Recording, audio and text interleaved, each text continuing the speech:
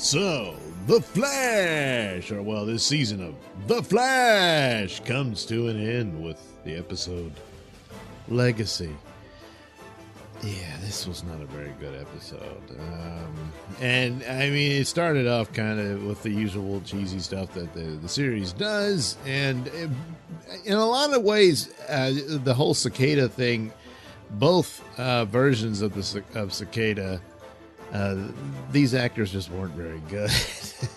I mean, and there's a scene where once again Nora has to utilize her mental link with Grace in order to convince her not to become Cicada and give up her powers by taking the meta-human cure, which she does and everything. But there's the scene where she's looking between two versions of her uncle, and the uncle's expression is almost like an SNL sketch or something. But fortunately, it was over pretty quick, and then evil Grace from the future disappears in the Thanos snap. And that gave you a clue of where this was going. It sure did. Boy, so many problems here, and just sort of slap it all together and let's say goodbye. I heard a rumor that I forget his name, but Cisco, that character was leaving the show, which he's one of the stronger characters of the series. So if this is his goodbye, then that could really be a problem. But nevertheless, without decent resolutions here, maybe the next season should be the last. I've enjoyed the show, but I don't really see it going anywhere beyond this, and it's repeating itself in patterns and templates of plots.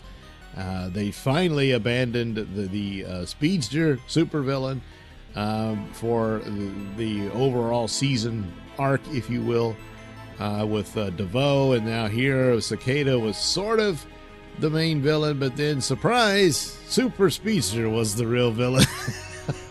So Thawne has his moment, and the only thing keeping him from escaping prison was the Cicada dagger that nullified his superpowers. And so right up to the moment of his execution, he managed to manipulate events to where the Cicada dagger gets destroyed. So it ceases to exist, and he's able to escape. Now, boy, there's a lot of problems here.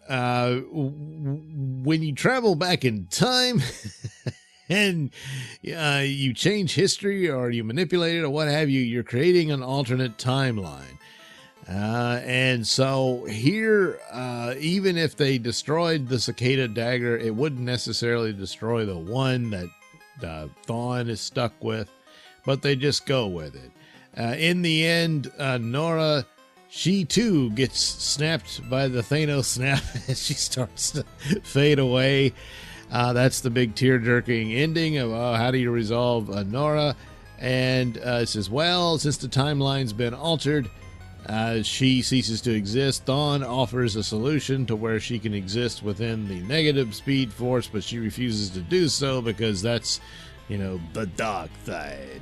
And so she chooses rather to cease to exist rather than become like Thawne. She wouldn't cease to exist.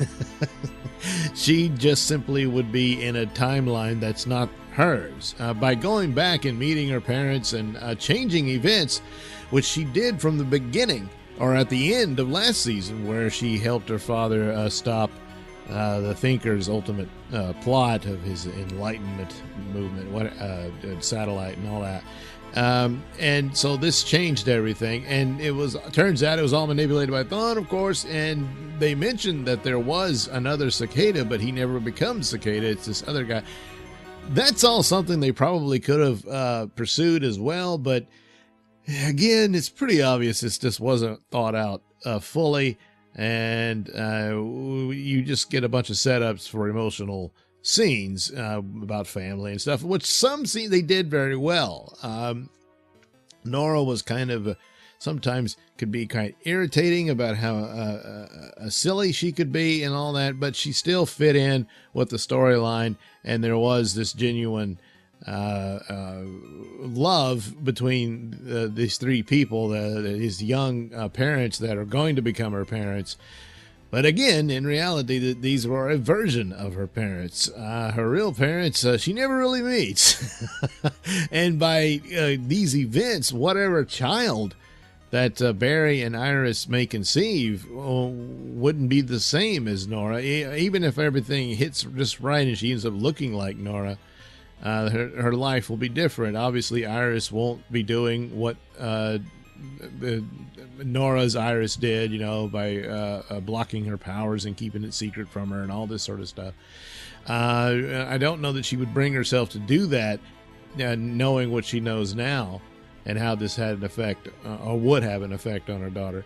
And even though the events of what leads to the Flash disappearing, which is the crisis, and then she wouldn't choose these. So this Nora that we've seen through this season would not exist and never really did, except the alternate timeline where these events did happen, and here she is. Now, if you remember, time travel has been an element of this series from the beginning.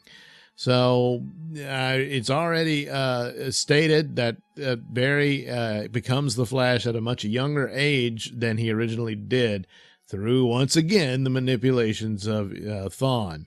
So here we are, and we have this daughter of the Flash coming along, and this is from a timeline that this Barry Allen will never live.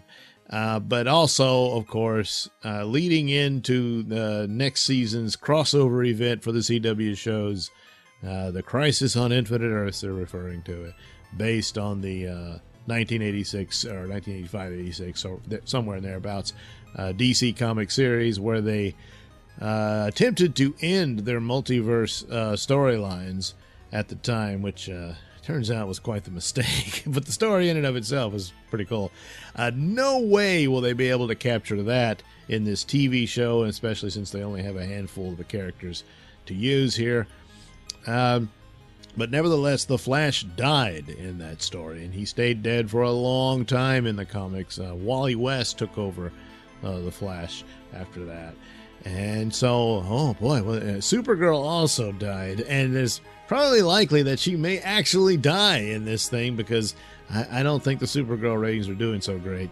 The Flash tends to be the most popular of these CW shows, but that being said, it might be an idea to just go ahead and come up with a resolution to end the series, because this is just kind of lackluster.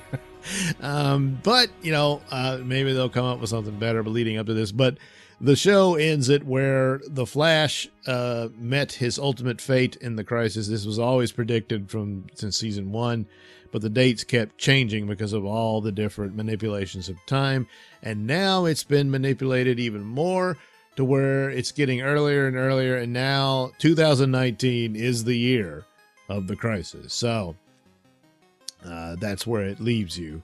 And that means next season things will begin to happen. I guess the Monitor will show up again. Perhaps they'll even introduce the Anti-Monitor, who in the original series ended up abducting the Flash, and the Flash had to struggle to escape and stop the Anti-Monitor from destroying the universe. And as a result, this kills the Flash. But he saves the universe. So how about that? And maybe they'll leave it on a quiet and sad note for the Flash. But they leave a lot of different things. So Cisco looks like he's left the show. I don't know if that's what that means, but his powers are gone. He gave them up. He doesn't want them anymore, and that's kind of tacked on. I don't think that was fleshed out as to why he would go to that point. Just that he gets kind of disgusted at Thawne and wants to do it, but he was thinking about it all along, but it didn't really make a whole lot of sense. His powers, they didn't demonstrate any storylines where his powers became a nuisance or it caused problems for him or anything. It really didn't. I got a double life. Not really. He works at Star Labs all the time, and he's only vibe occasionally, and it's only to help out the Flash. The idea that he couldn't tell his girlfriend that, that didn't really, it just didn't make a whole lot of sense. And besides, he tells her and she's like, yeah, okay. you know? And so that doesn't really come together. And there was this, I'm not up on the elongated man in the comic. I know he got married to Sue Dibney, but I didn't know what her maiden name was. Now I kind of wondered if there's this clue at the end where you see Ralph Dibney sitting in his office and he's got a file and he's going through it, and on the name is Dearborn, I believe. So I don't know. Was her name Sue Dearborn? I don't know. But so I wondered if that was, or it might be referring to something else. But I thought at some point they might introduce the woman that will be his wife. And in the comics, they were kind of a team when it came to solving mysteries and whatnot. So that's all good and well, I guess. But just the delivery, especially with Cisco and stuff like that, and that sort of, and also the massive hole here with Killer Frost not just wiping out Cicada all this time. Oh boy, they did not think that one through. But anyway, got some cool scenes of a Reverse Flash and running around, and they do the CGI chase, but it works out pretty good. That was kind of cool. And but that's about it. And Joe West got a promotion, and it's not a promotion he really wanted. He's now captain of the police force. And maybe they'll pursue that to where he kind of just wants to walk away from the job. I don't know, because he was overwhelmed when he was kind of in the position earlier, and when the captain who's being promoted to chief of police says, "I want you to replace me, Joe," he doesn't look happy about it. So maybe that's something that'll be a thread for the following season. But well, there you go. Oh well, so. I got the feeling that it wasn't going to go very well. There were some good, strong episodes along the way, but the final one, not so much. And again, not thinking through all the different time travel business. If Nora ceases to exist because of the manipulations of the timeline, then how does her diary remain? How does her little message to her parents remain at the end? It wouldn't. If she's not there, then she never existed, and so on and so forth. So there's no tapes of her. There's no pictures of her. In fact, I don't even know if they would remember her. But again, if it's going with alternate timelines, which they would remember, then how does she cease to exist? Unless she got killed or something like that. But boy. So yeah, it ends with a plot hole, and you don't have Vibe anymore to fix. You can't open up the hole and close it. Oh boy. Well, they got those little devices that do the same thing, so I guess they don't really need Vibe anymore. Oh well, what are you gonna do? Yeah. So Legacy, 3 stars, I guess. It did have some cool scenes here and there, but all in all, and to end the season on, yeah. Not so great, but still, I do have an affection for the show, as I've said how many times now.